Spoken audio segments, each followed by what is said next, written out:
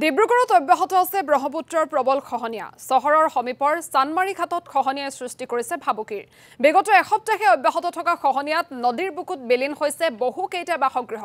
যাৱতীয় লামলাকটো সামৰি নিৰাপদ স্থানলৈ ঢাপলি মেলিবলগীয়া হৈছে বহু কেইটা পৰিয়ালে আৰু এই সন্দৰ্ভত আমাক সবিশেষ জনাব আমাৰ সাংবাদিক দেৱজিৎ চুটিয়াই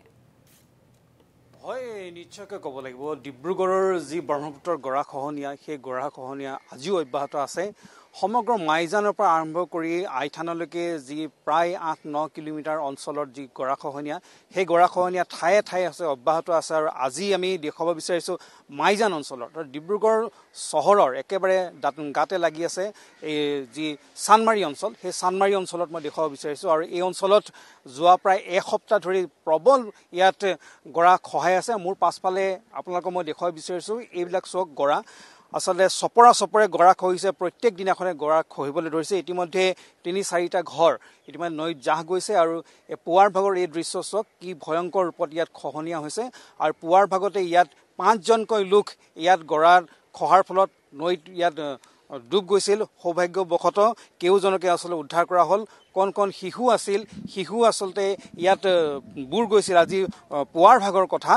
যেতিয়া গৰাটো খহি গ'ল তেওঁলোকে এখন চালিত ইয়াত বহি আছিল সেই চালিখনৰ তলত তেওঁলোক সোমাই পৰিছিল আৰু যেনে তেনে কৰি স্থানীয় লোকসকলে তেওঁলোকৰ তৎপৰতাত গোটেই ৫জনকে উদ্ধাৰ কৰিবলৈ সক্ষম হ'ল আৰু ইয়াত যিসমূহ ঘৰ আছে ঘৰসমূহ আজি যাওঁ কালি যাওঁ কৰি আছে যাৰ ফলত ইয়াত যিসকল লোক বসবাস কৰি আছে তেওঁলোকে বিনিদ্ৰ ৰজনী কটাবলগীয়া হৈছে ইয়াৰ বিভাগক তেওঁলোকে অৱগত কৰিছে কিন্তু বিভাগৰ লোকসকলে আহিছে পৰ্যবেক্ষণ কৰিছে কিন্তু প্ৰতিৰোধৰ বাবে কোনো এতিয়ালৈকে ব্যৱস্থা লোৱা নাই বুলি কৈছে ইয়াত আছে স্থানীয় লোকসকল আছে ইয়াৰ যিটো খহনীয়াটো প্ৰবলভাৱে হৈছে কিমান দিনৰ পৰা হৈ আছে ইয়াত নমস্কাৰ যোৱা 5টা দিনৰ ধৰি এই ব্ৰহ্মপুত্ৰৰ মানে বাঢ়ি অহাৰ কাৰণে পানী বাঢ়ি অহাৰ কাৰণে এই অঞ্চলৰ যিটো গৰা মানে সমীপৰ নদী পাৰৰ সমীপৰ যিসকল লোকে বসবাস কৰি আছে তেওঁলোকৰ ঘৰৰ কাষৰে এই গৰা খহাই আছে গতিকে আমি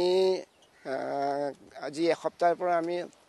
বিভাগীয় কৰ্তৃপক্ষৰ ওচৰত আপত্তি জনাইছো বা ইয়াৰ সম্পৰ্কে অৱগত কৰিছো তেওঁলোকে কিন্তু আজি পৰ্যন্ত ইয়াৰ ব্যৱস্থা লোৱা নাই বা বিহিত ব্যৱস্থা হয় দেৱজিৎ চুটিয়া আপোনাক এই মুহূৰ্তত ধন্যবাদ জ্ঞাপন কৰিছো